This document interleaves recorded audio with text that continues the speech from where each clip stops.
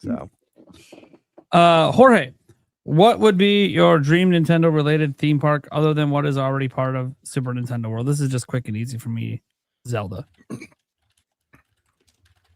Yeah, it's Zelda for me. We're waiting to see where Zelda's going to be first before we go. Michaela and I, she's asked me when you want to go. I'm like, remember, we're waiting for Zelda. Once it's there, I'll hit all three. But which one is going to have Zelda first? Yeah. Yep. So if it's especially Japan, for me, guys, we're going. It's an expensive trip for me to go to any of them. I mean, even Japan, obviously, but it's expensive in general because I don't live anywhere near any of these parks. So whichever one gets out, it'll probably be Japan first. I think so. I'll have to decide at some point if I'm willing to go out to Japan to experience it first, because part of me, and this is just a weird thing for me, is when I'm experiencing something like this, I like to understand what people are saying that work there, and it's Japanese. And I understand they have people that speak English for tourists and stuff. I get that. But like, it's not going to feel the same as being at like a park here where everything's built around English. So that's the only part that might make me go, maybe I'll wait for the first park to get it here. But I think it also just depends how long is that wait. Like if it's a 2-year gap, then it's like, okay, maybe at some point I do plan to just go to Japan, try to hit the Nintendo Museum, come back. But we'll see. And the Nintendo Museum is really hard to get into. You got to buy that stuff like way ahead of time. Okay. So I think is everyone in agreement? Zelda. Let's go ahead. No, go ahead. Eric, go. I think a Star Fox section would be really cool. Sure. I don't know how they would do it, but I think it'd be cool. So for me, when I first saw this comment, Zelda was like my instant thought, but I want to change it now. Now that I've like sat on it for a minute. My actual pick is a true Nintendo Land. And what I mean by that is not just a Nintendo section at Universal Studios, but a Nintendo Land theme park the size of like a Disneyland that has, like Disneyland has all the different worlds that you visit. Having the Zelda world, the Mario world, the Pokemon world, the Star Fox world, all the different IP, you know what I mean? And being able to see all the characters, seeing the ice climbers walking around and having a Metroid world and all that good stuff, and a Luigi's Mansion that's like kind of the haunted attraction that's there all year round. So for me, it would be an actual theme park that's strictly a Nintendo Land theme park with all Nintendo's iconic IP, not just a section at Universal Studios. That's my pick. Hey, real quick, Professor Noctis is going to be heading out. So if you want to, tell everyone where they can find you. Yeah. First of all, thanks for letting me be on tonight, inviting me to be on. This has been a blast. Great to get to know y'all and talk Nintendo and video games and Pokemon, of course. So thank you so much for that. You can find me over on YouTube and Twitch, Prof Noctis, as well as on X and social media. All that stuff is Prof Noctis everywhere. But if you like academics and video games, then yeah, come talk, or go to Alabama. That's a more expensive option. Sweet. Awesome, yeah, man. I want to check out your channel for sure. That's very interesting what you do. Appreciate cool. it. Well, it's nice to meet y'all, and I will see y'all around. Later, man. Awesome. Thank you, dude. Good night. Have a good one. Nice to meet you. Okay. Dex Reffi. I work as a software engineer for a game company that's AI focused. AI isn't going away, but it still has a ways to go. Claude writes all of my code, but I'm still responsible if something breaks. Yeah, that's the big thing, is like a lot of these companies where they are starting to use AI for coding, you still have to know your shit. Because when AI fucks up, you're the one that has to fix it. And if you don't know what you're doing. And what sucks is, and people know this that are programmers, always trying to fix other people's code. And now that other people's AI.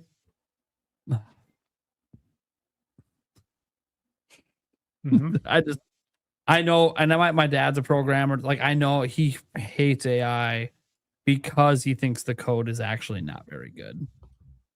Like, it functions, but it's sloppy. And It might get better over time, I'm assuming. I hope, but yeah, I mean, look, regardless of Eric and everyone else that hates AI, it ain't going anywhere.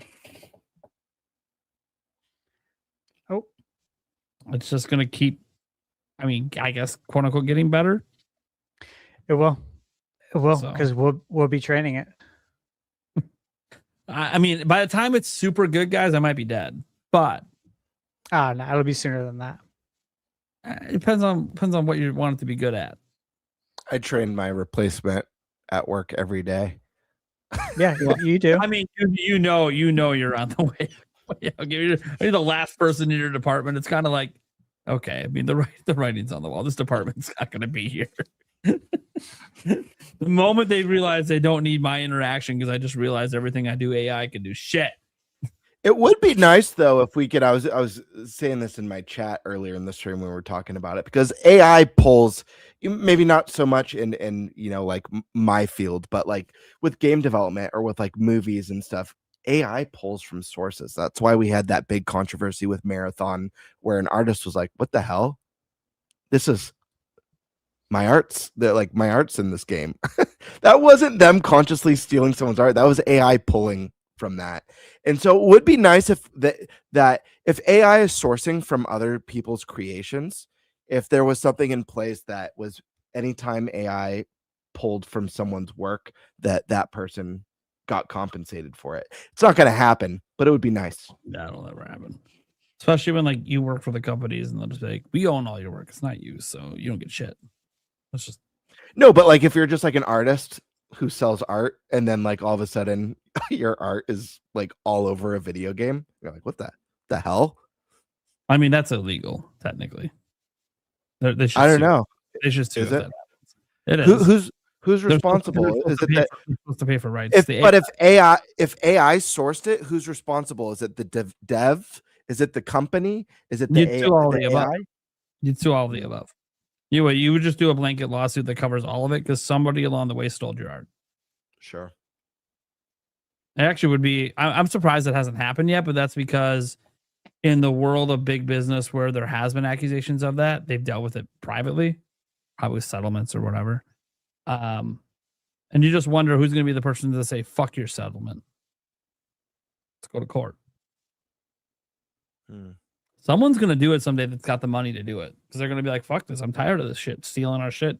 And you just something's going to happen. Something's going to happen where AI makes a mistake with, if it's like a financial company that handles people's retirements or finances, that like AI makes a mistake. It's not an employee. It's not the company per se. And you have to wonder who's responsible for that. If that happens, the company that's using the AI, probably the company that's using the AI. And that company might sue the company who made it. But for the people who lost their money or whatever, they're going to sue the company that was managing their money. It's their responsibility.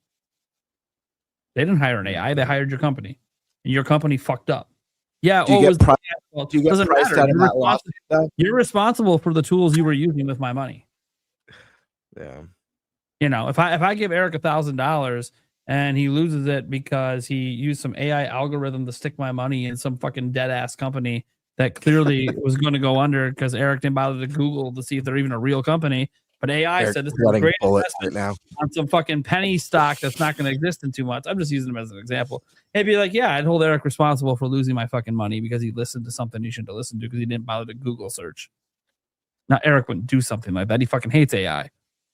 Yeah. But it was just a point of like, if you trusted a company and the AI fucked up, you're going after the company because they're the one that chose you. You didn't choose for them to use the AI. They chose that. But the question is, can you go after them? Because if it's only like the trust fund or some sort of fund where it's like, we just invest for you. Well, there's no guarantee those investments work. Unless they gave you a guarantee. Can you sue even? I don't know. It's going to take someone's money getting fucked with enough that someone actually pushes a lawsuit before we see how this actually goes down. Because AI right now is almost completely unchecked. Mm-hmm. And it's going to take something bad where someone actually sues and goes through with it and doesn't take the settlement payment. Now it'll be something bad with someone who has a shit ton of money. Yeah.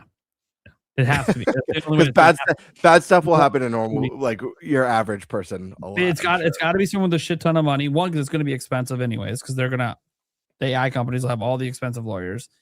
But on top of that, it has to be someone like that, because you got to be famous enough that this makes worldwide headlines. That a rich person that got fucked over by AI, and so they're saying fuck this, and they go hard. Way off topic, but whatever happened with the Disney thing with the lady who like didn't someone like die from eating something with like peanuts at the restaurant at Disneyland or something? But the family couldn't sue because they were subscribed to Disney Plus. The court. Right? No. That's a real story. I can't remember what she was exactly allergic to, but they were made aware of it, and they knew, and they served her anyways. And they used the fact that they had like this policy with their Disney Plus subscription or trial or whatever. Did that hold? No, in court. I don't know. Okay. The judge fucking was like. So there is justice in this world. That didn't hold. So that's what I'm saying. It would take. And the thing is, whoever it happens to that this billionaire decides to sue, it's like it's going to be a billionaire nobody fucking likes. So everyone's going to be like, no matter who wins this shit. I'm like, well, look, trying to get some regulations on AI benefits everyone. So I would vote, unless their whole point is just to put them out of business. I'm like, I'm not trying to put people out of business, but regulations need to get in place at some point. And right now, it's just completely unregulated. AI for everything. Even though technically there's laws that are like, oh, you can't use things without permission. We all know these AIs are scraping. How many times they got to get busted for scraping before someone does something about it? They're stealing shit all the time for their data sets. We know it's happening, but no one's doing anything about it, even though it is stated in law in multiple countries to be illegal to do. I'm ready for AI to start like blackmailing people, start like messaging their wives and stuff like that. Like with like fake images and stuff, and like emptying people's bank accounts. Not that Stash needs the praise. Because that's right, he doesn't care what anyone thinks. But Jex Reffy says everything Thunder Stash is what I would say. Hey, a true fan. Thank you. Appreciate that. He's thankful, but don't disagree with him. Then he doesn't care. That's true entirely. He just doesn't waste his time with that stuff online. That's all. Stash is building a cult. Yeah, it's the cult of the Stash. Oh, there's a lot of people that love the way Stash handles his business. When we do our very first like in-person like podcast, there's just gonna be a bunch of people dressed in all white with huge mustaches. By the way, I love the way Stash handles his business, even though I don't handle it the same and disagree in some regards. But what's nice about having a friend that handles it that way is that's also like the best kind of friend to ever have, because anything happens, he has your back no matter what. Period. And you need people like that that are going to tell the world to fuck off. Like when we were doing even the karaoke, it was all good and fun, but part of the reason he wanted to stick around was just in case someone tried to fuck with me while I was drunk. He was not. They wouldn't be. I don't want to say they'd be dead, but they would regret it. Yeah, just be a dead person in the bar. That's the way it is. Like I can disagree with him, but like he's also one of the kind of the best kind of friends you want in your corner, because the way he views the world is like, no. There's like, I don't care about all this shit, but I do care about my friends and family, and that's what you don't fuck with. No. Thanks, man. Appreciate that. Yeah. So I'm a fan of him too, obviously. I don't have to agree with all his gaming shit, but who gives a fuck? It's just video game. And it would be really boring. Yeah. If we agree with that, the whole world would be. That one topic when you were, I'm like, dude, everyone, like, even though gamers like, well, no, I'm like, okay, you sat on the fence while everyone went one direction. I'm like, well, someone's got to go hard the other way. Otherwise, it's not a conversation. It's just an agreement. Yeah. And sometimes I go a little hard. I have fun. When guys see me get riled up on I'm having fun. So is Stash, by the way. He smiles. When I'm actually angry, guys, you'll know, because then I start to like, I do this thing sometimes where I get personal, but the thing is, Stash never makes it personal, so it'll never go there. But it's reliant on them, because I am high. I am like going at it, but like, you went too hard. That's what you get for lying right now about not being upset. Who's frozen? Am I frozen? No, it's Prime. I think it's Nate and Eric. Okay. Yeah. because I heard it freeze up and I didn't hear anything. So Well, I figured, anyways, I figured I was out we'll of get commission. It's usually me. we'll get back we'll get back to those clowns when they return. In the meantime, Tabby Cat Games writes in and asks, "What are your thoughts on Pocopia?" Now, Stash, you still haven't played it, right? No, the pipeline is overflowing for For sure. review For code. sure. So I can't. I really can't because when you accept a review code, Mhm. you know, like there's a responsibility there. You know, it's not like I have to sign stuff, but there's a responsibility that you do the right thing, right? Absolutely. Yeah. So I'd like to play it though. Is my point. I know you have. Yeah, but before I share my thoughts, which guys, you can dive into my thoughts on, I think it was the last episode. I shared a bunch on it. Alyssa, you recently picked up the game. I think I've seen did. you on there a few times.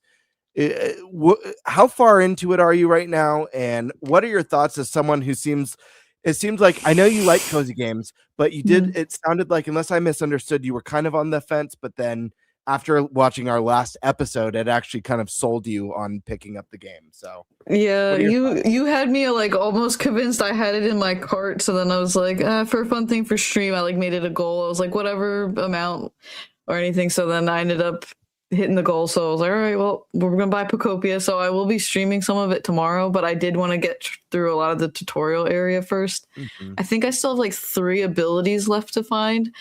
So far, I'm kind of like in the middle. I've Mhm. had some moments where I found things that are like really cool. Like I found like a thing like a Misty's journal, and then you unlock things. So I Right. really like that you like find things and unlock things. And then also like not being able to deal with certain objects. Like I couldn't get rid of the like lumber shards. I had to get Scyther first, so you could use like his Mhm. ability to like cut that. So I do like that kind of stuff in games. So that aspect is really cool. And I'm still in the first area, but I did find like the 2 exit points. I think I might move on soon based on like your recommendation of trying not to stay in the beginning area.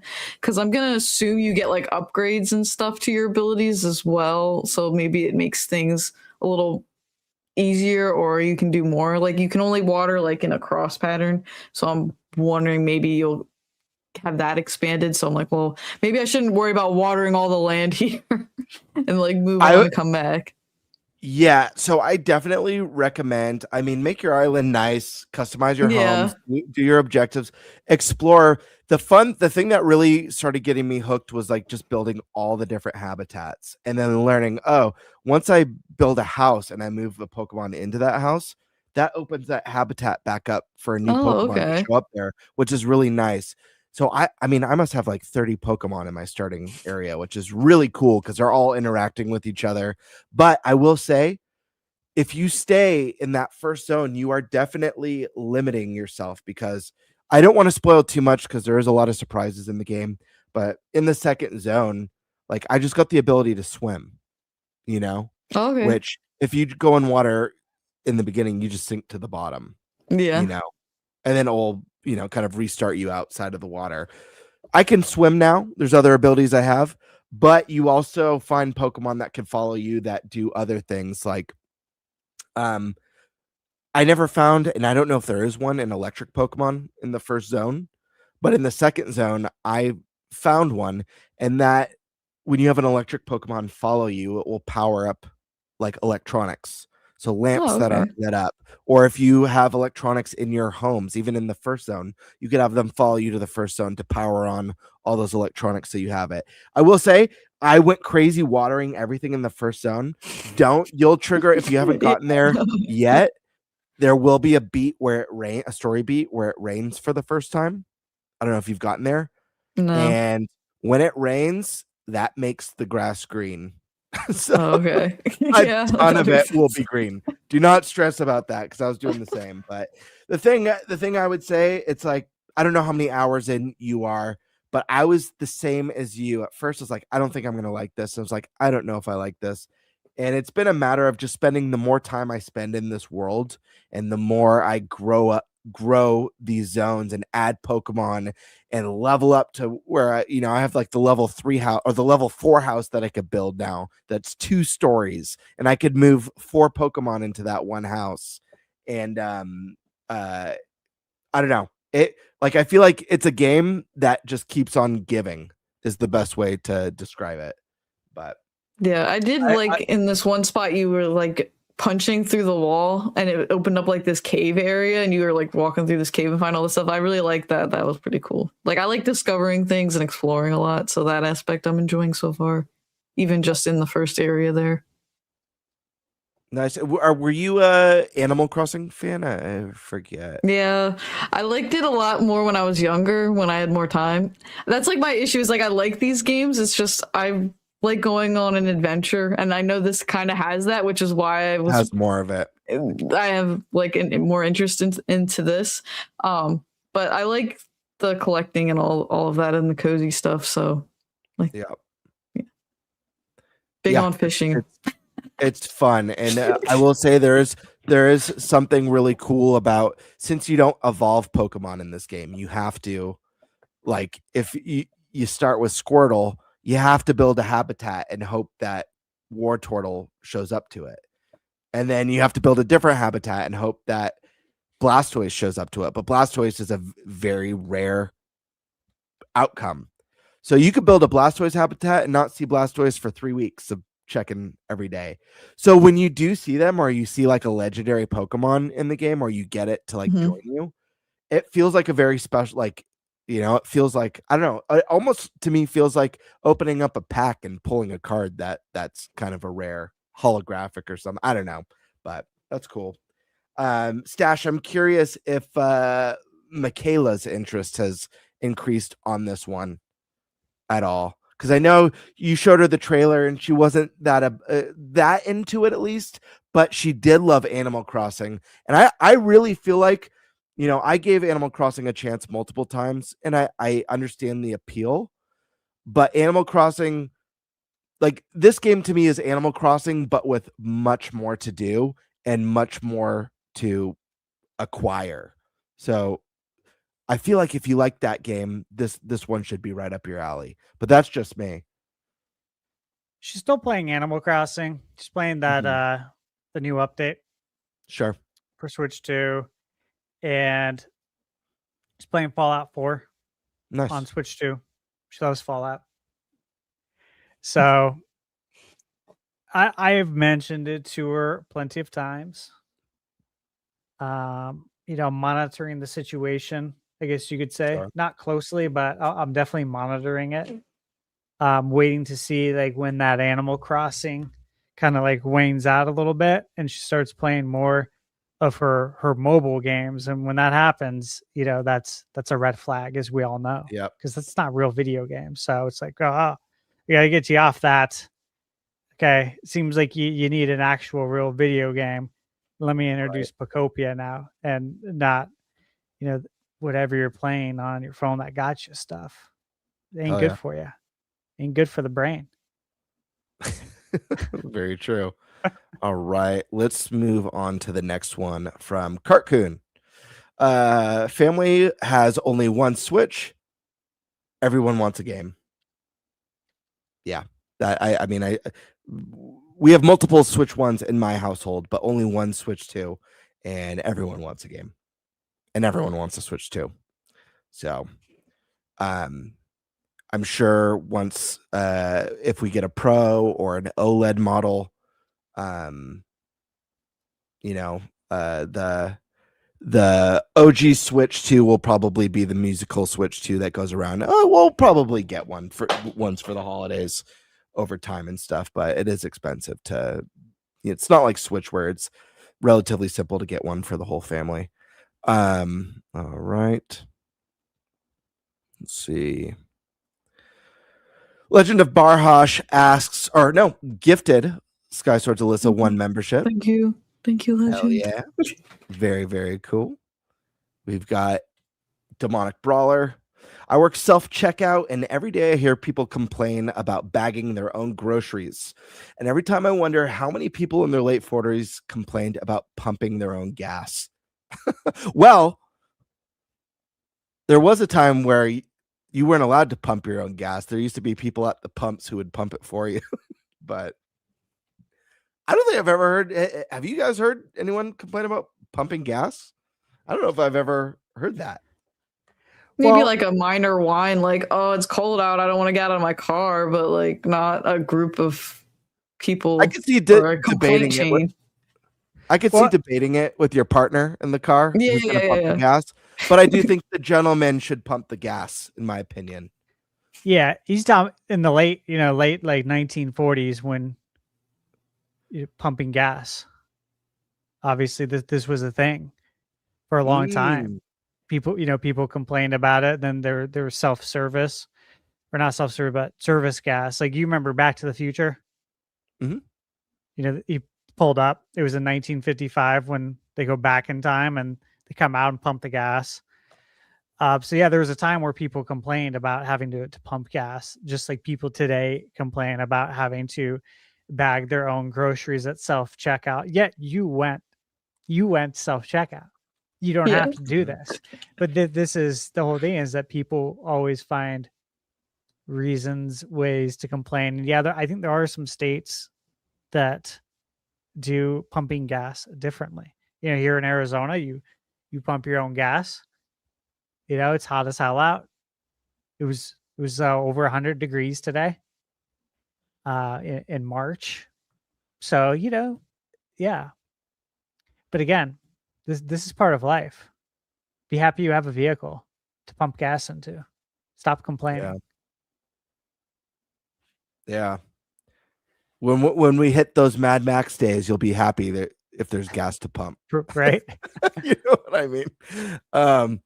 Let's see. Demonic Brawler again says, did Kiwi just drop a hint GTA 5 on Switch 2? I missed this in the chat. I don't know if either of you saw anything from Kiwi about Grand Theft Auto 5 or a possible hint for it. Yeah, I think it was in Prime's chat, but I did not see it. I saw people talking about it, but I didn't see Kiwi's actual message. And neither. I'm in my own chat for the most part. For sure. Unless someone talks shit, and then I pop into Nate's chat. We got Heady Player 1. I think there's a time and a place for smashing 100 enemies. I wonder what he meant by that. Trophies. Sometimes trophies, achievements, yeah. Sometimes you just need a distraction with a goal. Yeah. Look at you, see Nate. Look, he's back. He's back. Guess who's back? He looks confused though. Well, we're running off Eric's cell phone right now. Nice. Is everything sounding okay? Yeah, that's great. We can just talk. I don't know if we can get both. I think that's on his TV in the background, Bird. Oh, I thought that was literally a buffer thing above his head. I was like, that's wild. But it's buffering on the TV. I was like, that's such a cool effect. So here's what happened, guys. Without warning, apparently there's planned maintenance with Charter Spectrum. Oh, wow. So everything's down. That. Never warned us. No text, no email. By the way, they were just down for 28 hours this week already. So why couldn't you do your maintenance then? Oh, that's horseshit. Yeah, that would be a good time. And this is exactly why. I don't care if you guys like the guy. I'm getting Starlink for my backup. You should. Because this is bullshit. And this is twice this week. And I've been having issues with Charter in general forever. That doesn't mean I'm dropping Charter because they're still faster. Because I had no other faster option. But I don't know, man. I might get Starlink and just start using it as my main internet on my work computer and just see if I ever have a problem. Just to see if it's more consistent than Charter, because it's fucking bullshit. I'm glad I'm back. Hi guys. Didn't know if it would work because the upload's only 1 megabyte. Eric's here too. Want to say hi, buddy? Yeah, hello. Squeeze in, guys. Hey, come on. It's not the same without Eric. Squeeze in. Oh, his mic's a little cozy curious. I never talk anyways. There we go. Cozy curious. Yeah, right. Okay. You guys can keep doing chats and stuff. I'm not gonna Yeah, pick yeah. anything because it's so slow over here.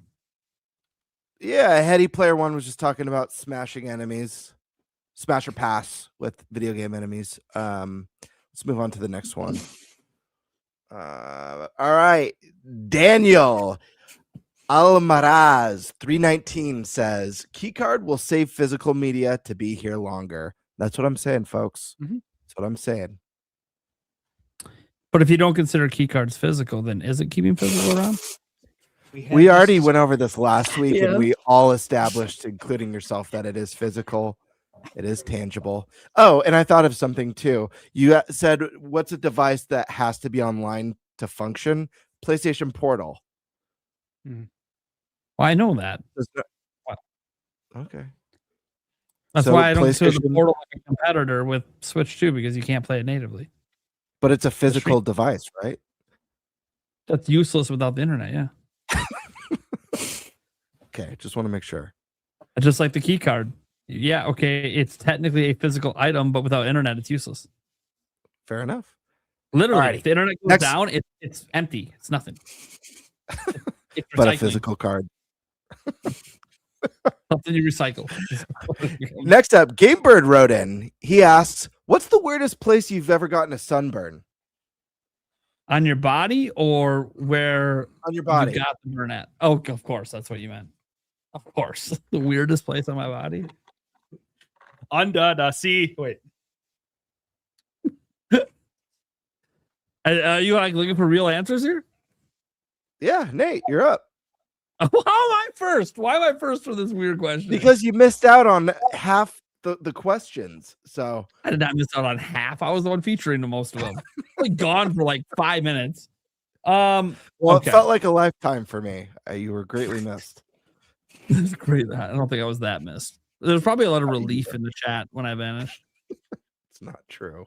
But I don't know. anyways, Let me refresh so I can actually see the chat. They're probably like, "Why is Nate get leave? It was better right here." Just leave you're it. getting super You're you're getting super choppy, Nate. So I need you to answer before we lose you again. How I feel get like we're super on- choppy? Oh, Listen, I'm just telling you how it is. Answer the damn question. You're up. My ball sack. What the hell? Have you never been out in the sun naked before? I have. That's brutal. I've I laid didn't naked go just that to far. tan. And then I fell asleep. And it was a mistake to fall asleep naked in the sun. Happens. Didn't plan to Where fall were asleep, to be you? clear. Where I had- were and you? I had like my Game Boy Advance SP. I dropped it on my face while I was. You just had a pale At least I was Game Boy gaming. SP mark on your chest. No, it was my forehead actually. It was just a pale down the nose. It was weird looking. But no, yeah, it was at my parents' house. They were gone. I was like 20, and they had a very private kind of. I wouldn't say the deck area is entirely private, but I put up blankets around it so no one could really see me up there because it was like raised up. Off Eric remembers You- at my old I parents' could house. picture It's you raised leaving up. So I can picture you leaving I one was- blanket. I was just partially laid out open. naked. Okay, to be fair, I was trying to impress a woman who I was kind of sort of talking to, and she mentioned that she liked her men to not be so pasty. And look, I asked her specifically. Pasty. So, are you saying I'm all pasty? She's like, no, just when you take your pants off. I'm like, well, I'll take care of that. You were trying to impress a girl you already took your pants off for. Wait, you already took your unless they didn't ask you to take your pants off and you just took them off because you didn't know how to handle the situation.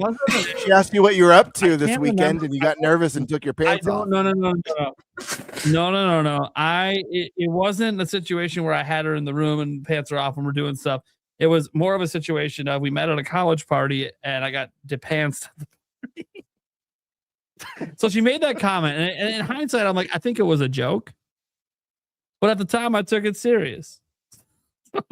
Winning. trying to get this suntan. And I'm like, it can't be the dick and balls because they're not. No, they're not. I thought it was just like my thighs. So I'm like, let's just get the thighs good. And then I fell asleep. And then I didn't even realize my balls could burn. Found that out. So you ask the question. Don't ask questions you don't want answers to. Yeah. I didn't think I was going to get that brutal of an answer. That was brutal. Someone would say like my armpit. Dude, I've been through some brutal shit in my life. I've made some dumbass decisions. Why do you think my mountain of predictions being wrong is as tall as it is? I think because you got fried enough brain cells laying out getting my balls tan, apparently. Thunderstash is over the God. I regret being. The more I hear, the more I don't want to know. I mean, at first I thought the story when you said you were trying to impress a girl, I thought you were gonna meant like your next door neighbor or something. There was like a girl you liked who lived next door, so you laid out naked to impress her. Like that's where I thought you were going with this, and I almost think that's better than the actual story of like.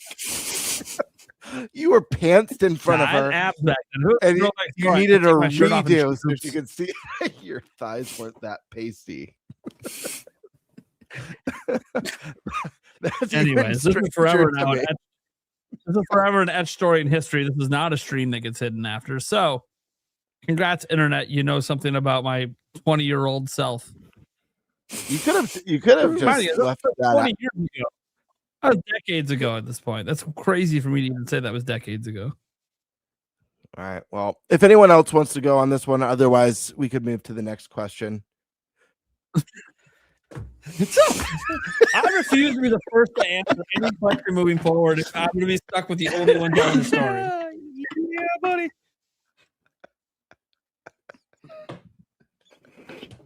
Just to make Nate feel better, it's not weird, but I got boob burned before.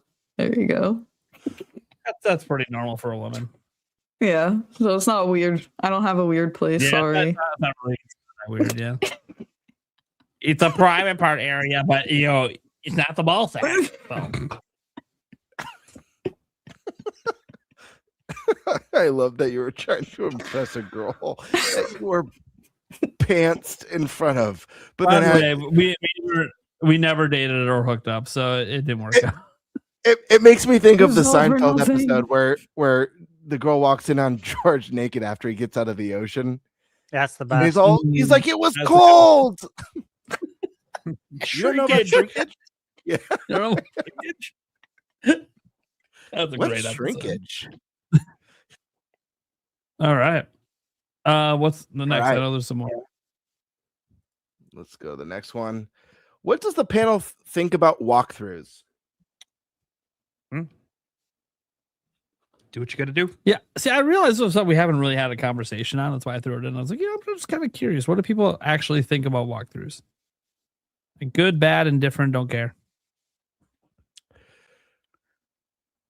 If you want to use them, there's nothing wrong with it. If you want to use a walkthrough, use it. If you want to tap out, people all have they all have the points where they tap out. You know what I mean? Like the frustration points. Yeah.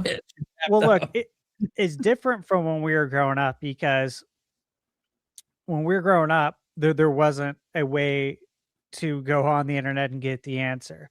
What we did is you get up, you walk away, and you go do something else.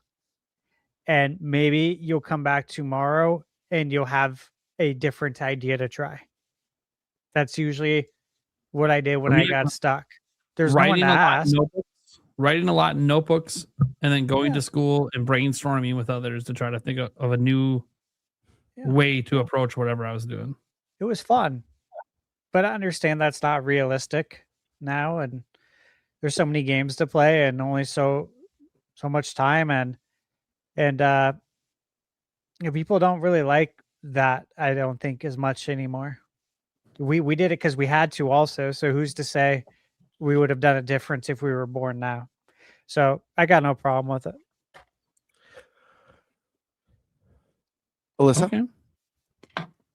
I really try not to use like a walkthrough because I want to try to figure it out for myself, but since there's so many games and as an adult we have such limited time, I'm kind of just like, I don't want to spend too much time trying to do this. So I will break occasionally and look stuff up.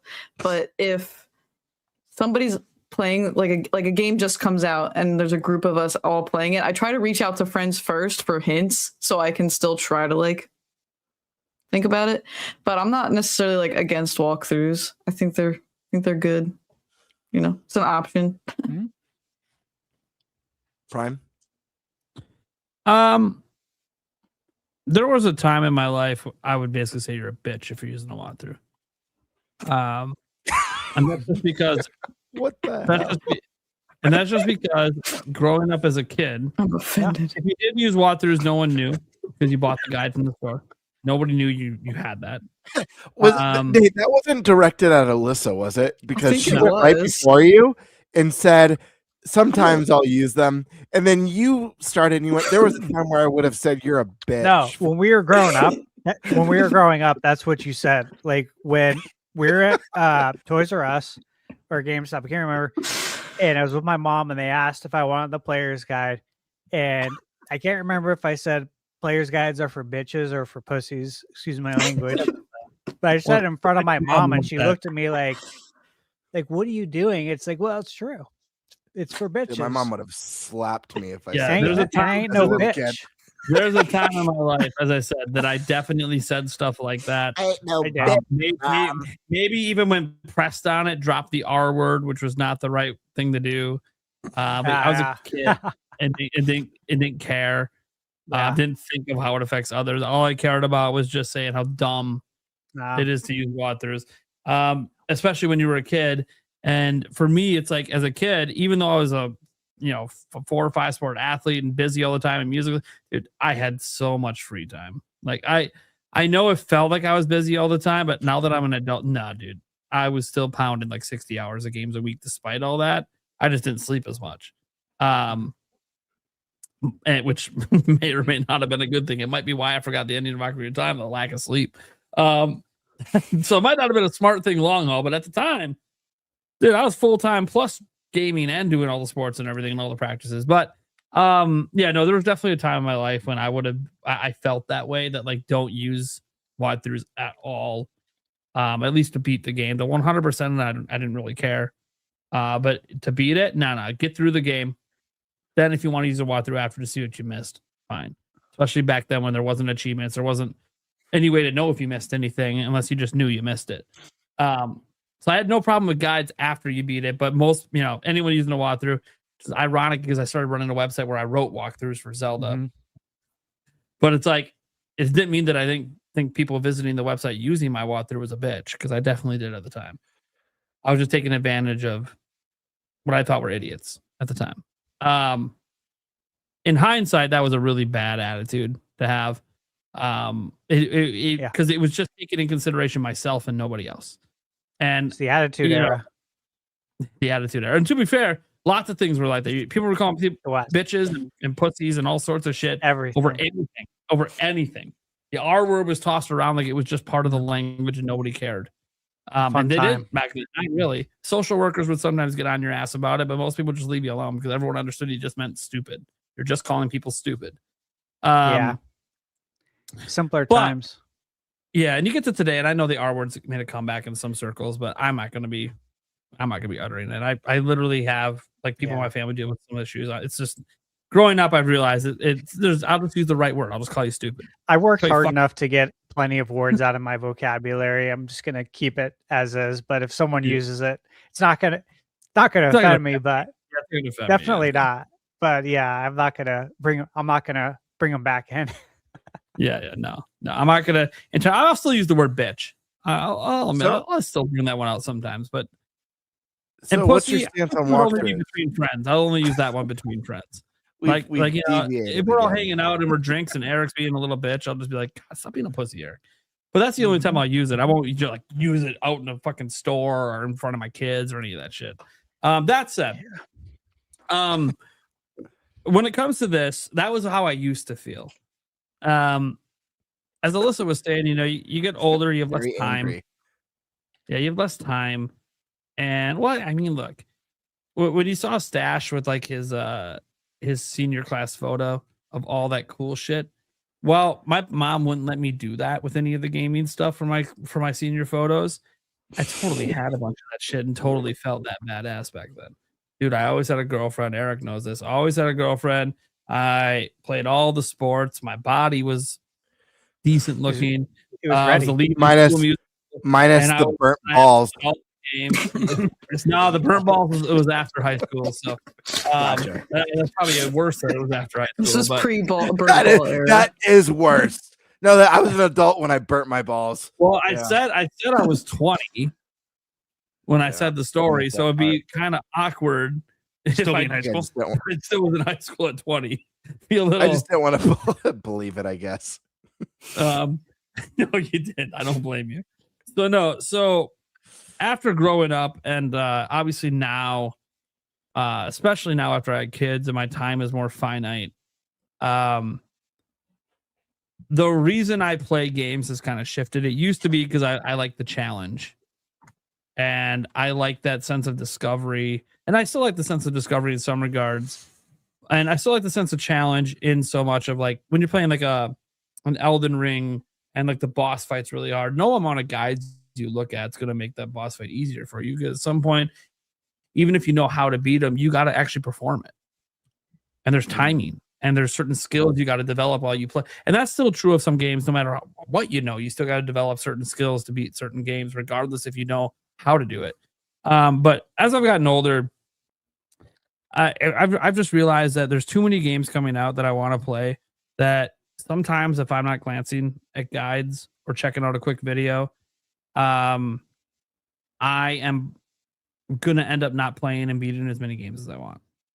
It's just reality. And there's like that finite balance of, do I want to do it without help or do I just not care? Because I want to get to the next game, but I still want to know what happens in this game. So like the reasons I play games have shifted a little bit. Now with Nintendo games in general, I don't really walkthroughs for most Nintendo games. Because they just don't tend to be like super, super difficult, just to be completely honest. But that doesn't mean I didn't use like a Korok guide to get all the seeds in Breath of the Wild. That's how I got the golden poop. I'm like, I got enough Korok seeds where I was satisfied, and then it started to become, okay, this is just a tedious chore. Oh, well, let me add some of that tedium and just know where they are and go take care of it. And so I've used those interactive maps they had for Breath of the Wild and Tears of the Kingdom. I use those. I honestly don't think that, like, if someone wants to use a walkthrough from start to finish, I really don't care. Like I've hit the point now where it's like, who am I to tell you how to enjoy games? Like when I was younger, I would have called you a bitch. But now I'm like, but what if you playing the game without the guide is actually extremely unenjoyable for you? Who am I to tell you you're wrong? So if you want to use a walkthrough start to finish, I don't care. You enjoy the game how you want to enjoy it. I'll never use them start to finish, but will I occasionally glance at them when I'm stuck? Especially if I've been stuck for a few days. I'm like, okay, yeah, no, I got to get past this or I'm going to miss out on other games. Right. Now, obviously, in some cases where I get like, early access codes, yeah, there is no guides. There's no help, right? I was just going to say I have no choice now. Yeah, I am the resource. But I don't review games. So for me, I don't necessarily have to beat it by embargo. Usually I just tell them, and every time I get a code, I let them know, well, I don't really do game reviews. You don't have to give me a code. Well, what can you do? I'm like, well, I'm not making a dedicated video without getting paid since I don't do game reviews. I'm a news channel. But here's what can happen, and here's what will probably happen. One, I'll probably bring it up on a live stream and at least mention that, hey, I'm playing this. Here's some general thoughts. Or in a tweet. I could, and I'm going to tell you right now, if I don't like it, that's, you can't buy me by giving me a review code. Like, that's just not how that works. Like, if I don't like it, that's what I'm going to say. Like, if I had a review code for Crimson Desert and I didn't like it, I would say that. Like, I just come out and say it. But, yeah, so I said, that's what you're basically going to get out of me. I'm probably not even going to make a preview.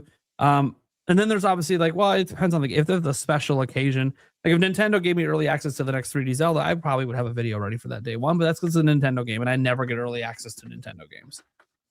It's always the same day if I get a code from them because they're very stingy if you're not a traditional review outlet. Like if Sash could start getting early access to Nintendo games, that would be so badass because I know how hard it is to get Nintendo to consider you at that level to get early access. Because there's really big content creators like beat 'em ups. He can't get early access. Even when he was in the Nintendo program, he didn't get early access to any Nintendo game. He's a massive champion. I didn't know that. Yeah, so it's very difficult for content creators because we're not traditional media.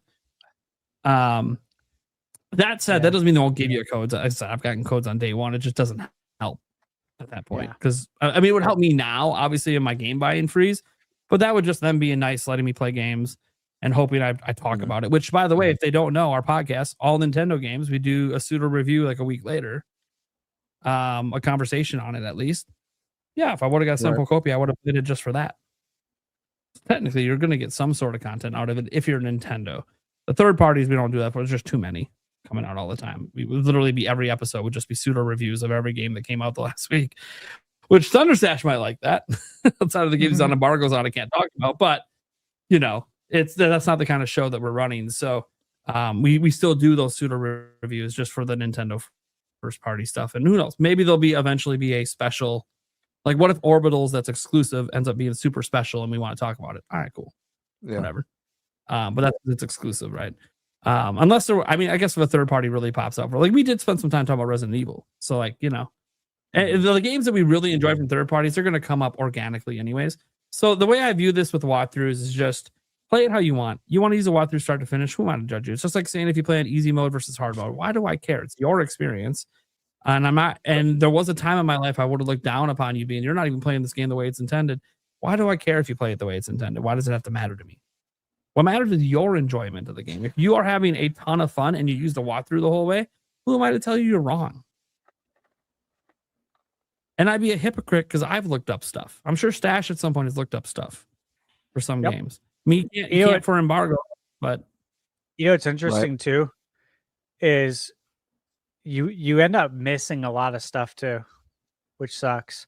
Like if you're playing a big game, like a big RPG, you might miss like a certain weapon that you have to do like all these things for. And then when you read it, you're like, dude, how would I have known this? Yeah. You know what I mean? And that stuff's annoying. Game, you passed a certain spot, and now that you passed it, you can't go back and get it. And it's like that's why trophies help, because I can like Google stuff when I look at the trophy. To get back to this spot to get this. Like this is just so I just won't do it. But so for me, I think walkthroughs are great. I actually think they're a great thing. I have no judgment at all with walkthroughs. I've only ever owned one in my life. I've shown it on this podcast before. It's the Prima guide for Majora's Mask. And to be honest with you, I wish I was more into them growing up as a kid because I love that magazine. I'll never get rid of it. It has so much cool art and even some lore tidbits in there. I'm like, man, why wasn't I more into this as a kid? Because I did have that mentality of like, I've got to figure it out on myself. The only reason why I bought the Majora's Mask one was because my first playthrough of the game, I didn't have the Fierce Deity mask because there were so many weird stipulations for getting the mask. This is what I'm talking about. These are the things you don't want to miss. Where it's like, you have to be in this area at this time on this day for this NPC to show up to get this mask. Yes. There was weird stuff like that, that even if you're like exploring every nook and cranny of the world, you might not just be at that spot on that day at that time to get that special item. So, like the other part of it too is that this is one that no one mentioned. I like visual novel games a lot too. There's a series that's amazing called Zero Escape. The first game's 999. Second game is Zero Escape, and then I forget the name of the third one. Zero Escape: Virtue's Last Reward, I think it might be. But these games, they each have, and they're short. They're visual novels.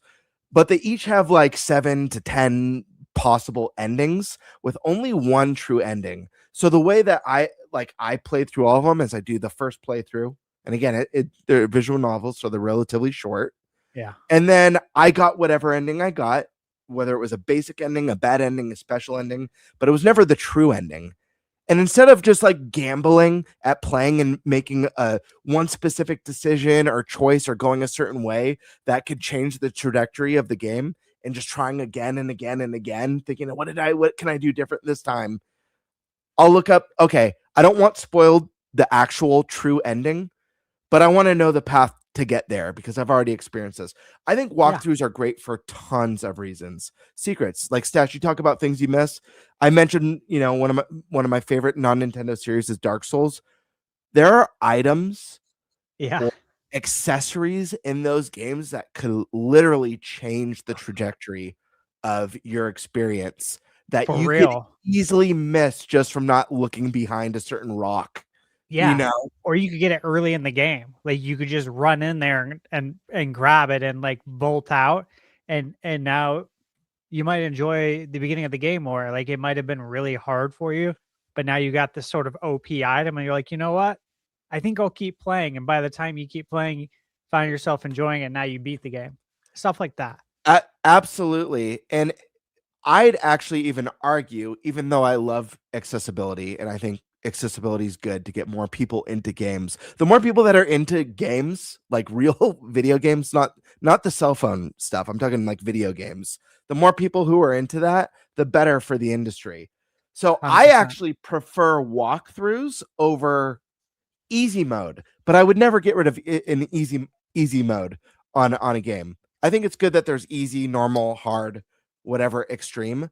But if I had to sacrifice one, I'd actually sacrifice easy before walkthrough because at least normal is the way the game's meant to be played. And I could use a walkthrough for Dark Souls or Bloodborne or The Last Berserker of Kazan and still get my ass handed to me at every boss, at every turn. It doesn't, like, I'm still playing the game it's meant to be played. I think there's nothing wrong with walkthroughs. If you guys hit a wall, I'd rather you finish a game that's really good and really special or has a phenomenal story or a memorable ending than going, you know what? I hit my skill cap and it's not worth it for me because it's causing me stress or distress or it's making me not want to play. So I'm all for it. Totally agree, man. Like you said about the strategy guides, I was talking about it actually like 10, 15 minutes ago in chat. Same thing. I really appreciate them for the lore, for the art, for the maps. Love the maps, man. Like I remember one of my employees at Lone Depot, Keith. He was hyped for Red Dead Redemption 2. A bunch of us were at work, and he had got the guide for it. I don't know if it was like the piggyback guide. It was the one that was like $150 or something. Right. And he's like, dude, you got to see this, Steve. He's like, I know you don't use guides, but you got to see this. I'm like, oh, yeah, bring it in. Like, I don't use it, but I enjoy the contents inside because he was telling me, he's like, dude, so detailed. There's so much lore. I'm like, yeah, let me see. And I remember looking through it. I'm like, this is so badass.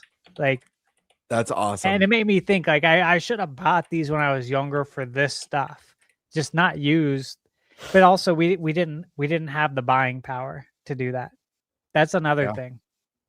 If mom asked, said no, we don't have the money for that. I'm happy to just be getting the game.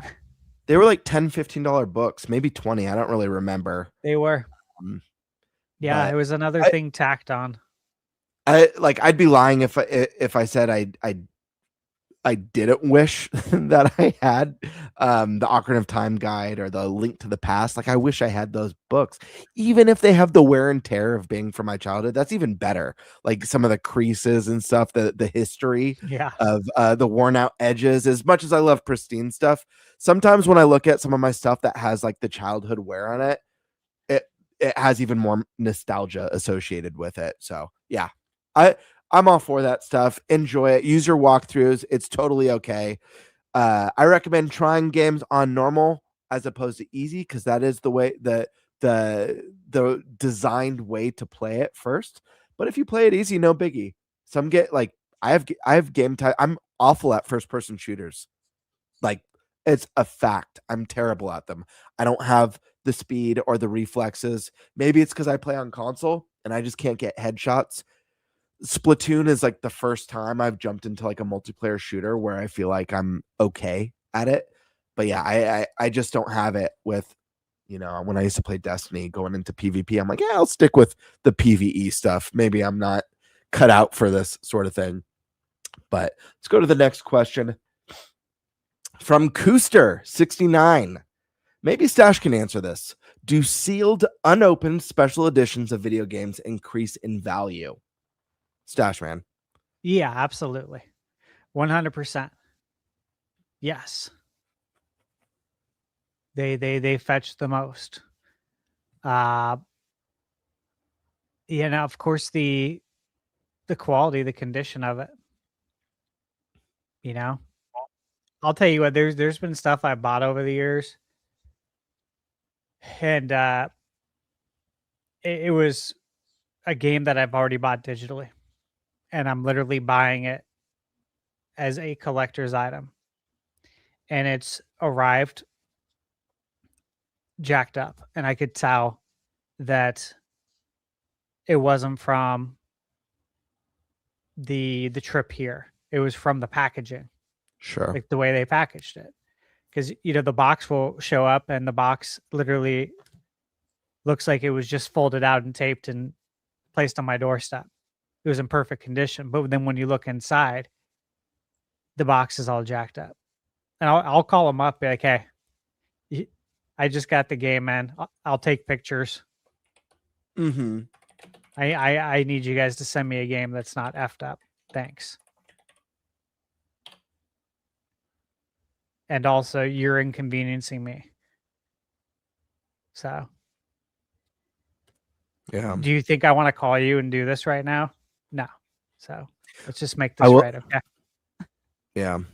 And it's true. Yeah. The value is going to increase more if it's sealed. Obviously, there are certain titles that even if you have an opened copy or a certain edition of something, that's just going to have insane value anyways, just because of its rarity.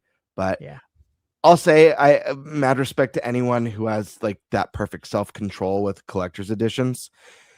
I can't even count on two hands how many times, because there's just way too many times where I've been like, I'm not going to open this. This is special and it's going to be a rare item. And then I friggin' open it because I have to. It's really hard for me to buy something and not be able to actually enjoy it. And there's a couple examples I could give off the bat that I swore I wasn't going to open, and I could barely make it 48 hours before I was like, screw it, I'm opening this. I have to. One of them was and I don't know if these will ever be worth anything, but again, they're cool collector's editions. One, it was the NES Championship edition. Yeah. Like, I had to open it. I have the gold NES cartridge on display. So sick. It's right behind me. I'm so happy. I have a sealed one too. Oh, so you bought two. So you got the best of both worlds. Yeah. But like just having one, I felt a sense of relief that I was able to open it up, play the game, and display the cartridge. Actually, was a lot more fulfilling for me. The other one that I have displayed as well, that I there's only been a couple things that I've bought two versions of, because I usually will just buy one. But the other one that I opened was the Fire Emblem one that came with that the crystal clear NES cartridge, and I'm so happy. Behind Reggie. Is it? I can't see very well. Is it still sealed? Yeah. Yeah. It's sealed. It was a tough one to not open. Dude, I tried so hard, but I felt like a thing of relief because I'm so like, I see this rad crystal NES cartridge and it's so beautiful being displayed. And, it's not going to hold the same value, but listen, here's the thing. A lot of retro games and collector's editions have gone up in money and have a lot of value. But I feel that it's because of mostly the millennial generation. Eventually, we're going to get to a point where the people who are in their 40s and 50s are people who grew up with digital media and probably don't have the nostalgia for a lot of this stuff. So I think there is going to come a day where once the Game Birds and the Thunder Stashes are gone and people just don't care like they do. And I'm sure there's going to be the whatever the modern video game hipster who's still, you know what I mean? But it's not going to, I don't think it's going to be as big as it is now, in 30 years. Maybe I'm wrong, but I feel like once our generation kind of fades out and the generation after us fades out, it's kind of going to be a thing that loses that monetary value, but will still hold that special historical value for people who care about it. I don't know though. I'm not sure. Oh, what do you got there? Yeah. Mirror edition. He said unopened. I ordered this in December. I have not opened it, but I fight the urge, like he says. Hell yeah. What does that go for? No idea. Dude, I have up, games though. that are numbered, like several video games that have serial numbers on them because they were super limited prints and stuff like that. I will not open, but there's things like that if like if they're making more, maybe I'll open it. It's always tough. Right here as well, sealed still, because this thing was like 50. I forget. I think it was like $59. Yeah. Insane. Steal, for one of the best modern RPGs. And I would have you know what? I would have opened this on day one because I didn't oh, there you go. You got two of them. So Yeah, I would have I went opened all it. out. I would have opened it, to be honest with you, because when I drafted this game on Fantasy Critic, I knew it was going to be something special. I didn't know it was going to be as special as it was, though. And the game was on Game Pass, so I'm like, perfect. I can play it. So yeah. All right, let's move to. I think Nate's Oh no, Nate, you unfroze. You were frozen for a little bit. I think Nate. I think it was just very still. Nate, I just wasn't moving. That was like perfectly still. That was eerie almost. Nate, I know you've embraced the digital realm, and I know you still have like physical stuff.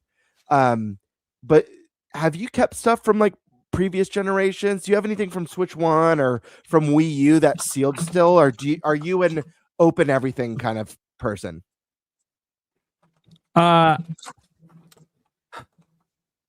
I open most things. I have a special like collector's edition of Cassette Beast I haven't opened. Oh, cool. They sent it to me, so I was like, well, this is really cool. I'm gonna just kind of hold on to this because companies don't send me special editions of anything ever. So like, this is just really cool. I'm just gonna hold on to it. And I bought the game digitally, but I'm just gonna be frank. I ain't got the money to worry about this shit. Sure. I barely ever buy special editions. I can't afford it. It is what it is. 3 kids are a lot more expensive.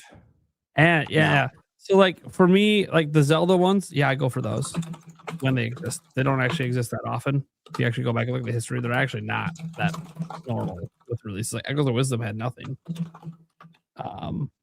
But I go for the special editions with Zelda. I probably would with Mario if they ever did one. That's crazy that they've never done one. Yeah, that is wild. Really do anything with Mario? It's weird with special editions with that. There's no collector combo thing. I don't understand it. So I probably would for Mario as well. But I got mine too.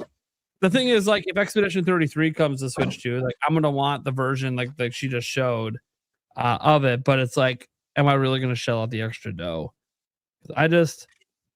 Well, the thing is that like I hear you, Nate, because I buy way less now than I used to because of the cost. But like a lot of the ones that I've gotten in recent years, like Expedition, this was like $59.99 for the most nominated game ever at the Game Awards. I mentioned the Fire Emblem one. I think was only like $70.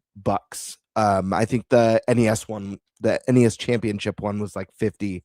I don't really buy because so many of them now, even for games that aren't even AAA, are like $200 or $250, or I've even seen $299. And I don't really mess with that anymore because I feel like a lot of those games that do those, I don't even think they're going to be worth more than that in 10 years, unless it's like something truly special. If I'm being honest, like I don't think I don't know. Ghost of Yote. I don't think like that collector's edition is going to be worth $1,000 10 years from now. No. but Yeah, No, and not that game. You know, and sometimes I glance at like limited run because they'll do sometimes post release do like a special edition of something that I think we already know the game is revered, and in that case, it's like okay, this will probably be highly sought after a long time from now. The thing is, I've never, and maybe this is just me. You know, I'm your average consumer. I don't really view when I buy entertainment products to be as an investment to resell later. I Yeah. view it as I'm here to play it now. Like if I buy a DVD that has extra content, I'm opening that shit because I want to see the extra content. That's what I'm here for. I'm not here to resell. And if I do resell, it's never because I want to. It's usually just I'm in a financial situation. I need the money. It is what it is. That's why my entire physical collection is basically gone because I needed the money and I know I didn't get the greatest value for it, but it doesn't matter in the moment. Need money. But Nate, that's called being smart though, because I wouldn't call it putting themselves in very bad positions for video games. I have rebought Breath of the Wild like 10 times. I wouldn't call it smart. Okay. Fair enough. At some point I would have realized don't resell this. I did. I bought it digitally finally, and I'm like, all right, I can't sell the digital copy, so I'm good. There's not the temptation when I need money is gone. But no, for the most part, I don't do that. That's Zelda. I should have never sold the original copy. That was your first mistake. Yeah, that was the mistake. The first mistake because there's no reason. I knew I was gonna rebuying it, so like, why the fuck am I doing it? It's just a waste of money. Yep. But it's just. Oh, you got the variant? I love that. It's the one from launch because it shows that you can play with the nunchuck and the Wiimote, and you can't. That's the one to get. Yeah, that's awesome. I didn't get a Switch at launch because all I wanted was Breath of the Wild. So I was like, I'll just get it from my Wii U. Yeah, nothing wrong with that. I still had a good time. Yeah, it ran better on Wii U at launch too. Like it was the better version. Cartoon writes in, my next game, Shinobi or Ninja Gaiden Ragebound? Both. Yeah. Well, your next game, okay. I'm going to lean towards Ninja Gaiden. Yeah. So Shinobi's getting the like Sega bosses DLC. We gotta look when that's out because I think you should plan to make sure that when you play Shinobi, that's available. Which then I would say maybe you play Ragebound first then. But I just saw like a trailer for it a day or two ago. See Shinobi. April 3rd. I meant to say Shinobi. It's April 3rd. It's April 3rd. There you go. So plan around that. You can beat Ragebound in a day or two. Yeah. I mean, the thing is like how much you play. What are you currently playing, and is it going to take you to the end of the month? If it's going to take you to the end of the month, then get Shinobi with the DLC. But if you're talking like, hey, I'm wrapping up a game this week. What's my next one? Get Ragebound. You'll be easily done with that before the end of the month. That's the way I would go. But if you're running up to April and it's early April and you're now looking to get the new game, yeah, go get the one with the DLC. Shinobi's amazing. So good. Yeah, so get the DLC with it, and that's good. Yeah, both games. Shinobi was so good. We got them both in the same month too. Yeah, crazy that these ninjas from the 80s came back in 2025 and kicked ass. Yeah, it was awesome. Yeah. Now, if the real question is, it's the budget just doesn't work out that you can't get both. Like if that's a budgetary concern, I would lean towards Shinobi personally, but neither of them are super expensive. So I'm hoping you could just afford both, and then you're talking about which order you want to play them. Karkan already has them. Oh, already have them? Perfect. There you go then. Yeah, if you already have it, then thing. Yeah, do Ragebound now and then save Shinobi for when the DLC comes, so then you don't have to like come back to it. All right. Danielle Almaraz 319 writes in nominees for the Game Awards: Fire Emblem, 3D Mario, Pocopia, Resident Evil 9, Grand Theft Auto 6, and Fable. List for 2026. Also, DLSS 5 on Mario will look interesting. Well, I don't think DLSS 5 is coming to Switch 2, but I'll say this for that list. Look, RE9 I think is going to be in there. GTA 6 obviously is probably the winner. Fable, I'm hopeful. It looks good, but will it review well enough? Will the critics enjoy it enough? Because it's been a while since Microsoft's had Listen. a game like that caliber, to be up there for Game of the Year. If they could deliver on the promise of that presentation, I fully Sure. expect that game. A lot to of people be came out of that being like, "Yeah, this is awesome." Besides, like Fable purists, they're like, "Oh, it doesn't have this." I'm Sure. like, "Okay, they're telling you that up front." Yeah, that's a new team Literally too. Yeah, It's the but Forza team. they're heavily focused on this very specific thing, and if they nail that specific thing, it could work wonders for them. So we'll see. Pocopia is that one that like I would love to see it. I know technically on Metacritic they have it as the highest rated game by percentage points over RE9. And just today on OpenCritic it hit 90. Yep. So like it would feel weird to not have it there, but then again, we just gave an example of a game last year that definitely should have been on some of the awards and didn't happen. I think Pocopia is more popular than that, and obviously Pokemon's a bigger franchise. So I think that alone is going to make people consider it. Especially the voting panel, because they're the ones that did the reviews. But obviously, as been proven, the voting panel doesn't always go with the highest review games. But I think enough of them play Pocopia probably that it has a chance. 3D Mario, if that is this year, I think largely it depends on when it comes out. I doubt. Yeah. I have significant doubts Nintendo's dropping a 3D Mario that doesn't rate in the 90s. If that happens, I would be shocked. I'm not saying it's going to be as high as Odyssey. That was a 97. But it not being somewhere in the 90s, the low to mid 90s would shock me because of just the consistent quality of that team. They just had kind of like their youngins put out DK Bonanza and it was a 91. So now you're going to have your best of the best and they're not going to outdo Bonanza. Get out of here. It's got to be higher rated than Bonanza. I just can't believe that would happen. It would have to be a massive misstep for that to happen. Like a Metro Prime 4 level misstep. And I just don't see the Mario team doing that. So, and they know there's a lot of it. So if Mario's out in time, that would definitely be there. If it's some crazy 97 and so is GTA, or GTA is like 95, it'll be a very interesting debate between those two, even though I still think GTA would take it. So it'll be interesting to know if there's a game that does get rated like a 97, because then it's like, oh, this isn't such an easy debate anymore. Especially if it's an IP like Mario who's never won a GOTY. Yeah, that's crazy. And that would be insane if it's like a 95 for GTA, but a 97 for Mario. It's like, okay, it's not such a shoo-in for GTA at that point. That's got to be a serious debate with the voters on if they want to hand Mario its first win or if they're just going to hand it to GTA because it took so long. We also got that Echo the Dolphin remaster that definitely entered the Game of the Year. It's definitely possible. They should make master category. I echo that.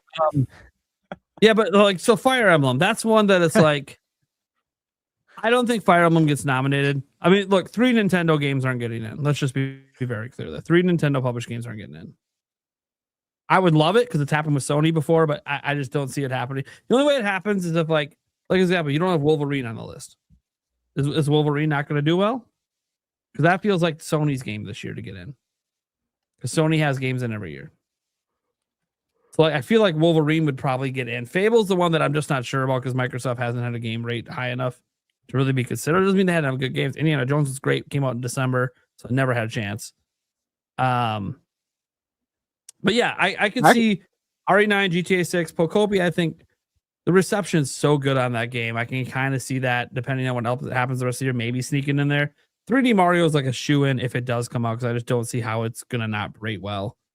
Fire Emblem, I think would be the odd man out there for Nintendo, unless, look, if this blows people away and it's like in the 90s. I'll be honest, Prime. I actually think, obviously we have to wait and see how Fire Emblem reviews, but I actually think Fire Emblem has a better shot of. I'd expect Fire Emblem over Pocopia.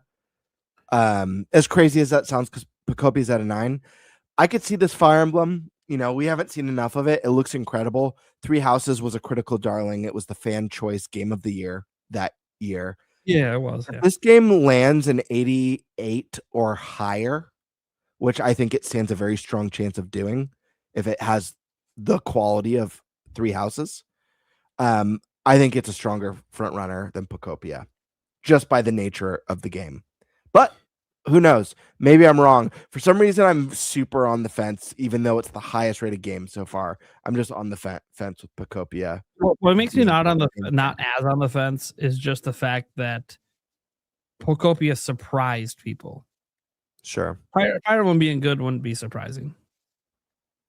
What would be the craziest part of Pokopia potentially being a Game of the Year nominee? I joked about this the last couple episodes. Like, when I was saying, you gotta wonder if Game Freak is on the sidelines watching, being like, "What the hell? We can't let them have the highest rated Pokemon game. We need to make sure Winds and Waves delivers and kicks ass." So I just think it's so funny to see it being the highest rated Pokemon game of all time, and then get nominated for Game of the Year, and it's not even made by Game Freak. You think that would light a fire under their butts, but who knows? Maybe they're super stoked and don't look past. Yeah, they probably don't. I mean, TPC doesn't care. I feel like I'd have a sense of pride as a game developer and be like, that's badass, but how do we do even better with our baby? I think they feel confident in Winds and Waves. Sure. They're taking the longest development time cycle ever, and look, the initial reaction's all positive. For once, they revealed a mainline new gen Pokemon game, and nobody really has anything negative to say about it so far. We'll see what happens later. Also, guys, this list, there's going to be an indie game. There's an indie game every year. Sure. So it's crapshoot which one you think is going to make it in. There's always amazing indie games coming out every year. Obviously, as the year goes on, that'll sort itself out. There'll be this surprise. Mina as a possibility. What about Slay the Spire 2? That thing is blowing up on PC. Holy shit. Yeah. Like, that's something that's definitely got to be in consideration for that indie slot. So that's what I'm saying. There's going to be an indie game. Look, it'd probably be me now, but like I have bias because I just really like that developer and I really enjoyed the game and the stuff I know about it. But there's going to be other great indie games as well. There's always at least one big indie game in there. So there'll be something. As I said, right now, the hot thing is Slay the Spire 2. That's the one that's really just blowing up. But we'll see if anything else tops that this year or whatever. But there's always an indie game. It's like a requirement for Jeff Keighley. He wants to make sure indies are represented in the Game of the Year. And we're so early in the year too. There's so many games that are yet to come out. It's so hard to give a definitive list.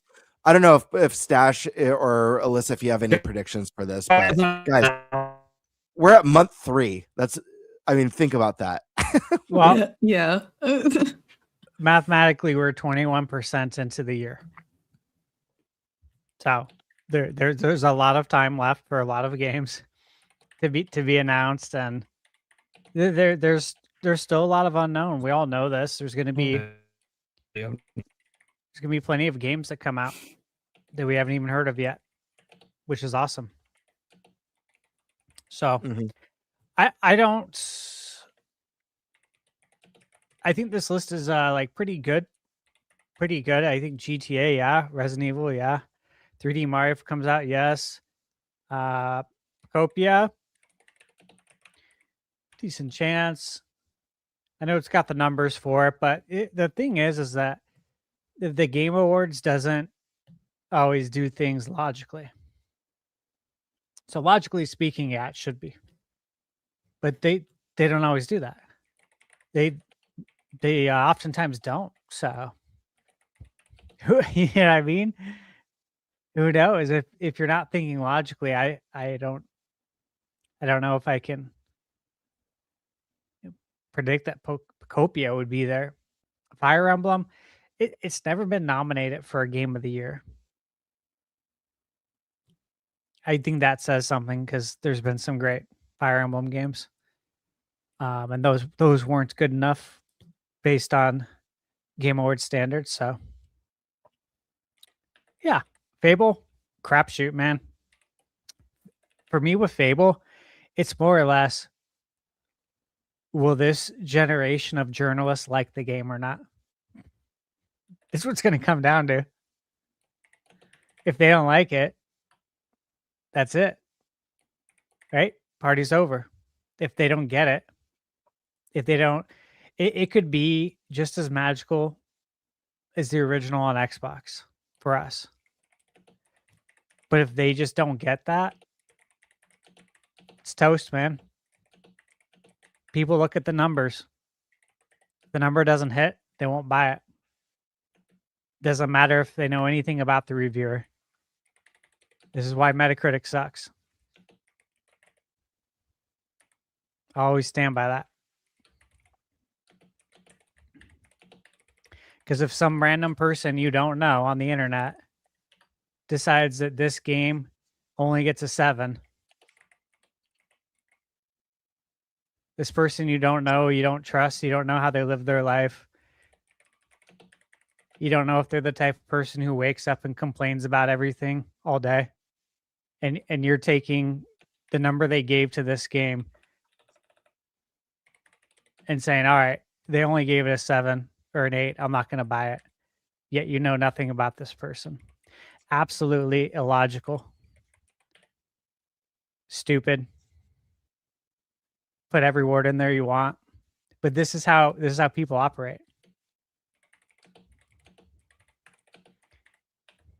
Okay. Let's get to the next. We got a few left. Sonic 80 says, "What classic do you want back?" Dynamite Heady for you. Oh my gosh. Classic do I want back? Earthbound just comes to mind instant. Snowboard Kids. Snowboard Kids. Yeah, good one. Star Tropics. I would say Earthbound as well. Every game we toasted to at PAX. Yeah. NBA Jam, bad. Oh yeah, that's a given. I'll take Jam since you took Earthbound, and let's hope we get both. There we go. Scott, you got one? Not that I can really think of like a popular classic one. I don't even know if I want them to make new ones, but I brought up Tak and the Pyro Juju before. I just want him to come back. The OG one.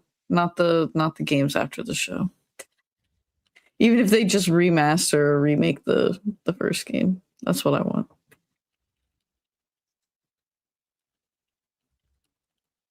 All right. Bird, did you say one? I can't remember.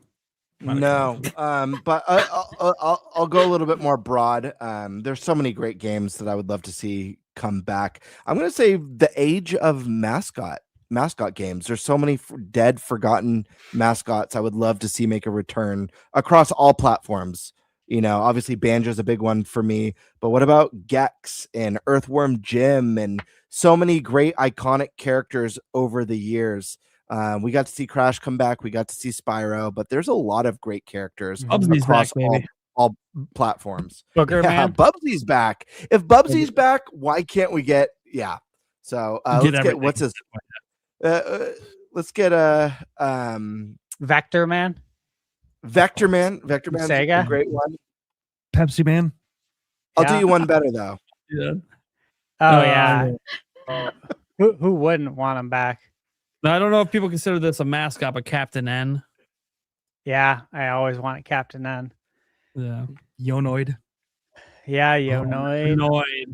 Hey, I'm so glad that Domino's just brought him back a couple years ago just as a tribute. I'm like, hell yeah, dude. You should do this like every 10 years. Yeah, that shit made my day. Bring the Noid back every 10 years, man. I'll buy any of the merch and t-shirts. I don't give a shit, dude. I love the Noid. Yeah, me too. This is from Michael Thunderstash Gaming. I have a question for the Q&A. What does everyone think of the Resident Evil 9 Pro controller? You have it, Stash? I don't have it. Yeah, I have it right on the table. I think it looks sick. I think it looks absolutely sick. Where it's staying. Yeah, I figured you weren't going to for the 30th anniversary. Yeah, I don't need to. I mean, you know, got my Pro controller here. I got my one that I kitted out with Extreme Rate, and I don't need another one.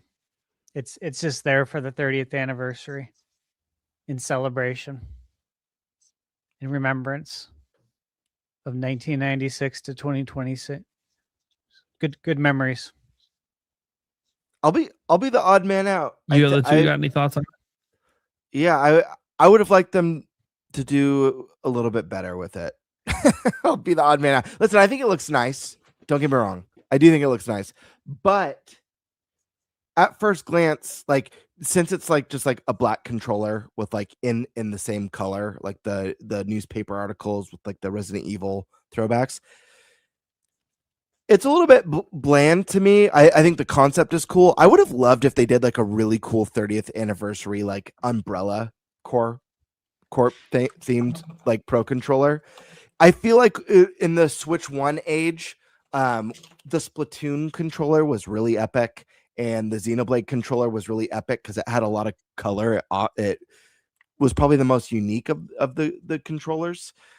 I wish it was just something that made the controller really pop. Like if I'm looking at it from 10 feet away, I wish I could be like, oh, snap, what controller is that? And maybe it does in person. I'm only going off of the photos online. So I do wish they went a little bit more of pop, more of a standout piece. But that's just me. I don't really like scary, so I wasn't planning to get it anyway, but I agree. I thought it was a little basic. I saw how excited people were over it, and I was like, I guess it's cool. Yeah, it's like a Resident Evil 9 controller, but it literally just looks like a pro controller with black text on it, in my opinion. I don't think it's very fun. So I'm with you, Gamebird. You're not odd. The first official themed Nintendo Switch 2 device. That's true. But I know a topic that you're going to be really into, your own. Yeah. Do any of you have video game tattoos? And if not, what would you get if you had to? Remember, you're forced to get one. Eric, think about this one. So you didn't want one. And I will be right back because I think my main internet might be back, but I'm going to go check. So who wants to go first? Talk about tattoos. I don't have a video game tattoo. I have a Phoenix Suns tattoo. That's it. I got one when I was 18. I was happy to get it. I still am. I seriously considered getting a half sleeve, and I had a whole tattoo like sketch drawn up, and it was obviously it was a Nintendo like not what do you call it when it's just a smorgasbord of Nintendo stuff. Like a collage. Yeah, it was really cool. It was really cool. I still think about it sometimes because this was years ago, but I can visualize exactly what it looked like, and I still think about that because I always said, from I don't know, decades ago that I'd get a Suns tattoo and I would get a Nintendo tattoo. I would totally be down to do that. But yeah, it was really cool. So I did seriously consider it. Very cool. I don't have any tattoos. I don't have a single tattoo. Yeah, a lot of people are surprised when they hear that. I've never gotten one for a number of reasons. The main one is that sometimes I could be a little bit indecisive, and it's very hard for me to just like pick something that I think I'm always going to be happy with and not feel like I wish I would have done this instead. And then the other part is like, does that way of thinking lead to like, it's just like never ending, which I know some people don't have a problem with that, but I could see myself being like, it just being like spiraling to where they're addicting. Yeah, to where it's like I can't control it. But it is something I have thought about, and I have thought about video game related ones. If I ever got a video game related tattoo, what would it be? And there was kind of two things that my mind would always go to.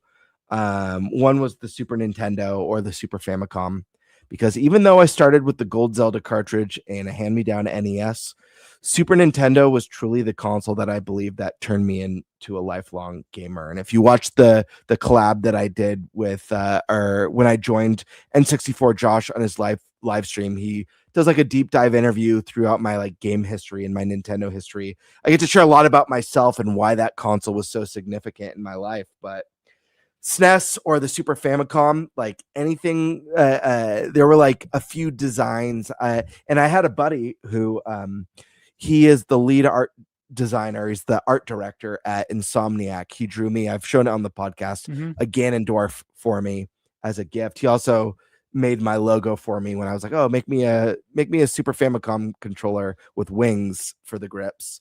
But he actually did a really cool doodle for me that I was like this close to getting my first tattoo. And what it was a SNES controller, but on the controller was like moss and like light rays on it, and it on the center of this the SNES controller was like the pedestal that the Master Sword from A Link to the Past was in. And it was like a SNES controller with the Link to the Past sword coming out of it. And like I started with the first Zelda, but again, I talk about it in detail on N64 Josh's video that he had me on. But that jump from the original Legend of Zelda to A Link to the Past was, I don't know, as a kid, I just like couldn't believe it.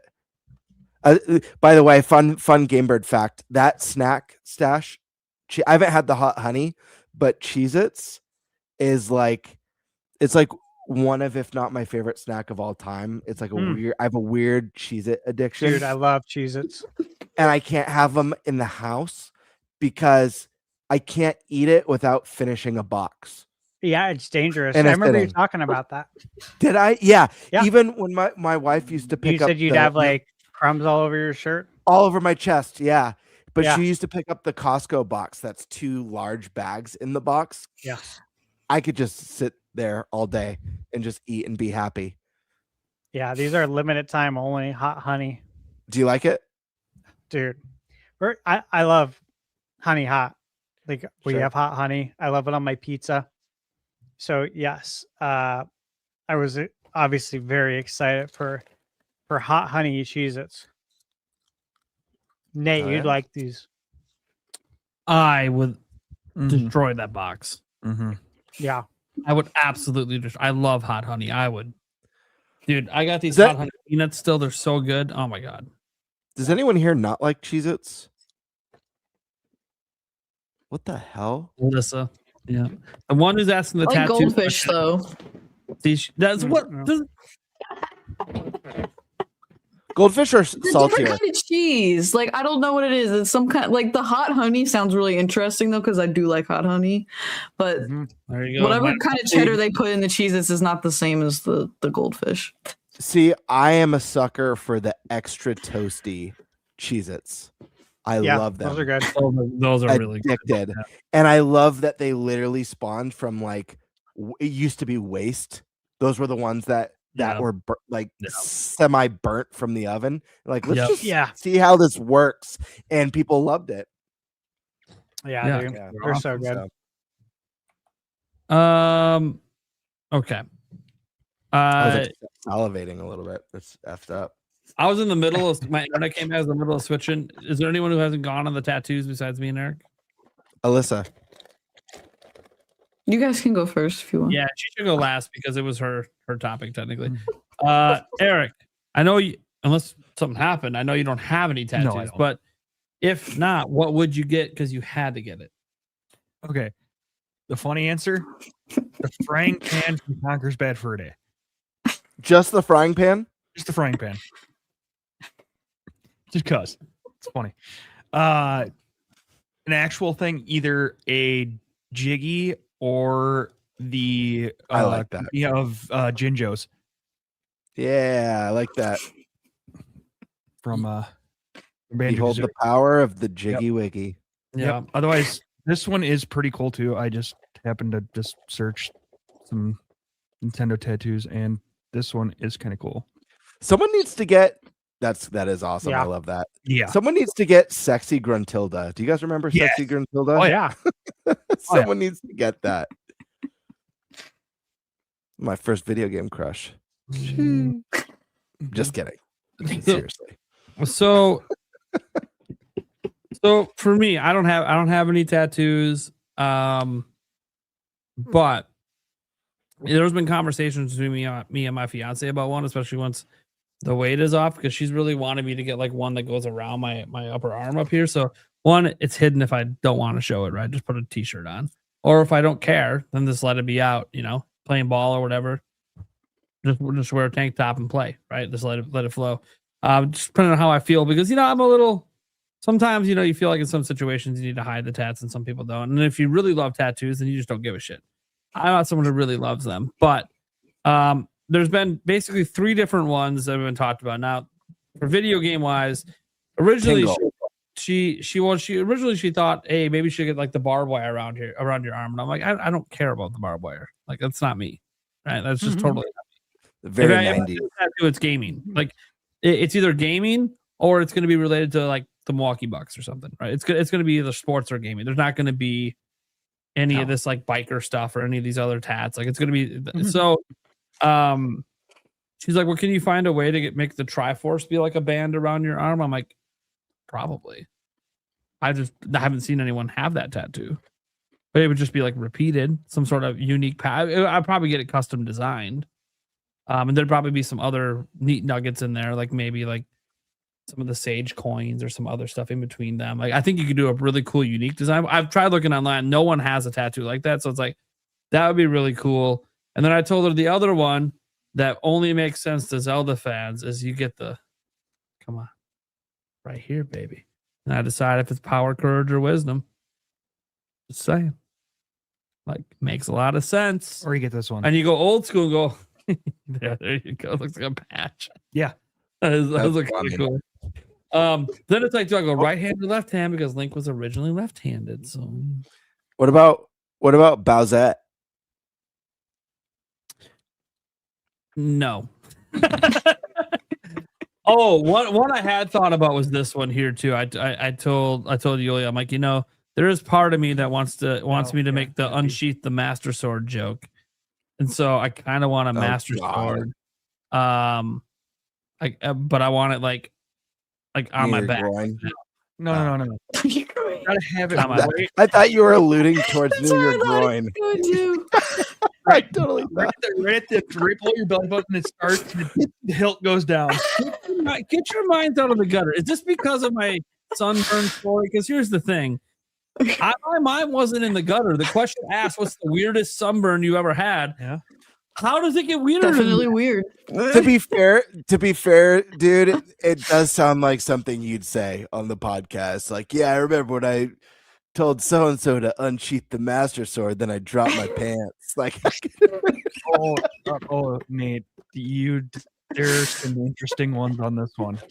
I don't want anything with that. No. He's looking at some. What is he showing? No, I don't want to. I can't show that one. That one might actually get. I don't want to see any take of them. that one down. I don't want to see any of them. Yeah, I'm good. yeah, no one Google Nate unsheathing the Master Sword. A lot of photos out there. Oh, this one is cool. There better not be. Nah. I wanted the giant Master Sword on the back. I thought it'd be neat, but yeah, that one's pretty cool too. Yeah, so basically the bottom line is if it's a video game, it's going to end up being Zelda because it's my favorite franchise. Mm-hmm.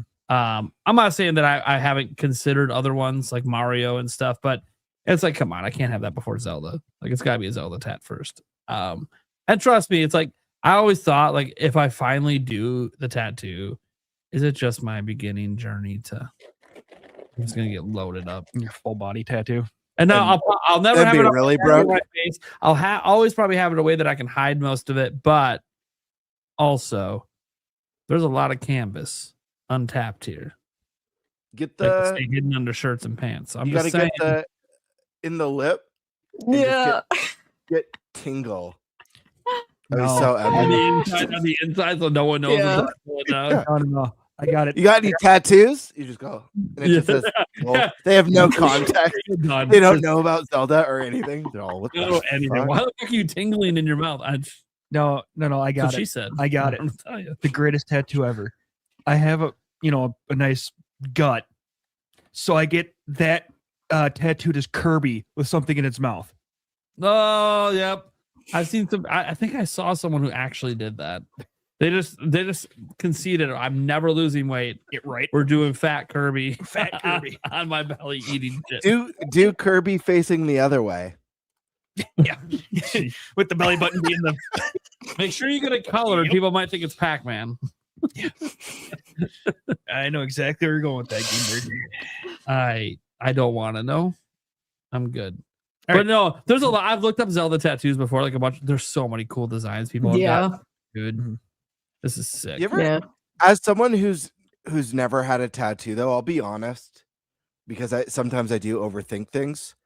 I do have like a fear of like, what if I'm that person who goes for my first tattoo and I get like the fucked up botched one, you know, like because you do see them out there. Yeah. Like, what if I'm that person?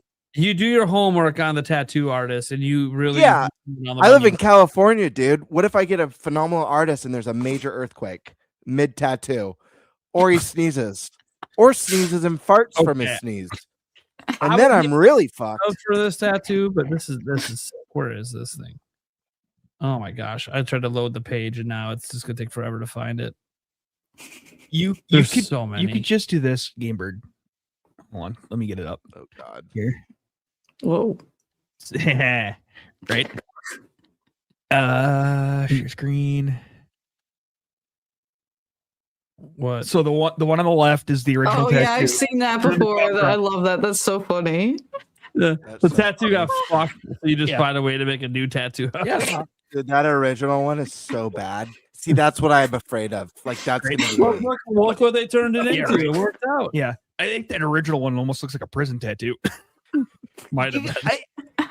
It's the moment where the artist says, "What do you think?" You look at it, you know. So, what do you think? See, I like this one, but I would get made fun of it for it. But it's a really neat tab. I like that one. And just change the color scheme up a little bit. Yeah, the color scheme would have to change. That's mostly the thing that throws it off a bit. Yeah, but I like it. Dude, there's just a lot. Like, this is a serious conversation that me and my fiance have had, and she's had one too. Like, oh, what do I get a tattoo? I'm like, whatever you want. She's like, what if I get a tramp stamp? I'm like, it better be video game related. That's all I care about. Press start. Yeah, hey, that's fine with me. If it's video game related, get what you want, baby. I don't care. Wow, dude. There's some interesting tattoos there. I said the only other tattoo you can get that I won't complain about. Like, look, if you want to get like tattoos of the kids or something, I'll never say no to that. It is what it is. That's a personal thing.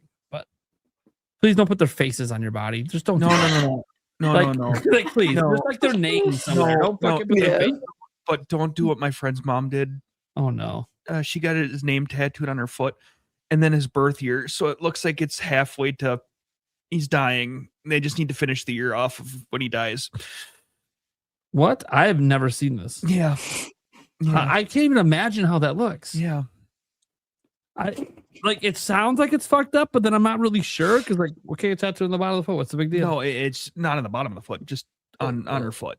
That has his name and then his birth year, but it looks like it. You know, all you need to do is just add the dash, and the other name. The way they put it on in memoriam type tattoo. Oh, it looks like a memoriam tattoo. Kind of. Oh no. Yeah. No. Oh no. I'm so sad. That's not good. All right, Alyssa. Enough of us reminiscing on the tattoos we would get. What's going on over there? The suspense is killing us. So I have 10 tattoos. They're not all Zelda tattoos though, but 7 of them are. Damn. Yeah. Well, I got Wolf Link here. Yep, I knew I can about show you that. the ones that I can show you. Yeah, the Wolf Link. Yeah, I've seen that. I don't think my sleeve's gonna come up all the way, but Yeah, I got the mask haven't back seen here. This was my first tattoo, so it's just like little Triforce with little things there. And then this one was my most recent one. Let's just say it's a dragon with the Master Sword. I have a wolf howling with. That's what she was laughing about the bad artist stuff because she's like my most recent one got fucked. No, it's so good. It's so good. I wish I will have to wear like a tank top next time I come on. It's been too cold here, but no, it's all good. I have the 3 fairies here, the side boob tat with Navi tattletale. Hey, that's good for the man, baby. Or if you just go out to the beach and you like to wear bikinis, I guess then people. When you say 3 fairies, do you mean like Navi, Tattle, or do you mean like Great Fairies? Yeah, Navi tattletale. Yeah. Nice. It would be hilarious if it was the Great Fairies right by the boob. It's like that would be funny. She knows what she's doing. I remember seeing the Great Fairy for the first time in that game and just being like, wow, as a little kid. Whoa. Holy moly! Anything Hope my of mom it, doesn't walk in. I didn't think anything of it as a kid, but it was God. What other games are the Great Fairies in for the 3D ones? Wind Waker. Yeah, And Breath They're of the not very Wild. sexualized in Wind Waker, though. No, Yeah. they're super sexualized in the new games. Oh, Dude. yeah. oh no, okay. Oh. I was playing it back in. Oh, She pops out, and Yulia. And this is probably why I took Yulia so long to try Breath of the Wild. Literally playing it on the TV in the living room. The first frame, and she's just full bosom and everything. And Yulia's like, "What's this game rated, Nate?" I'm like, "E forever." Yeah. Nate busted out that Labo VR faster than you could say pizza. Labo VR didn't exist back then. My I'm like- half sister's convinced that Zelda's like not E for everyone. She's like, I hear the noises they make in those games you play. Oh, And she's just like, am I gonna have to ban you from playing this in front of the kids? I'm like, I hope not. I promise this is probably the most sexualized thing in the whole game. There's a history with the Great Fairy. Just let it be. But yes, the Japanese developers are hornballs. It happens. It's okay. I'm like, look, we didn't get this in Twilight Princess, but we got Telma. I'm just saying, they're horny bastards. It is what it is. Do you have a problem with cleavage, babe? My kids don't have. They look, Aiden's staring at right now. He doesn't have a problem with cleavage. he's all wow, just like I was. That's exactly what he. Holy mackerel! Hope my mom doesn't walk in. He said that. I'm like, she's talking to me right here, buddy. Dude, Aiden, he likes the women, that's for sure. Holy shit. Anyways, yeah, dude, someone out there has a Great Fairy tattoo that they've actually done it into their boot. It's happened. Yeah. Eric, Someone's find it. Eric, find it. He probably will. Why? I have to look for tattoos around boobs. Darn. Single. So here's the thing: it's my computer. Although, wait, you're on your account, right? I know. Hey, That's why I said, why do I have to have this on my Google search history? You're single. Are you excited for the Hannah Montana comeback? Oh, totally. Set a check. 20-year reunion. I wonder if anyone's ever done a scramble vision tattoo where you maybe you think you see a nipple. I don't know. You have to on that might be The oldies will understand that reference. Oh yeah. I think I see a nipple. I'm like tempted to go type it in, then I'm like, I don't know what Yulia is gonna think if she finds me searching for Great Fairy, full bodied on someone's tits. I don't know about how that search is gonna go. I mean, there are some cool ones I'm seeing there, but not exactly what I was referencing. No. I'm sure someone's done it. It might just not be pictured Yeah. online because obviously you gotta expose yourself a little to do that. And whoever got it might not have been comfortable with that, which is fine. But yeah, you just know someone's done it. You know, it is what it is.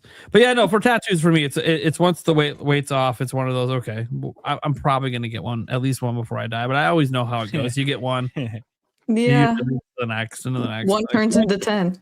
Once you get over that initial fear of the needle and it's gonna hurt, and you realize okay it does, but it's not so bad. And then it depends on what part of the body you get it on for the pain. It's the Great Dairy. It's the instead of Great Fairy. Dairy.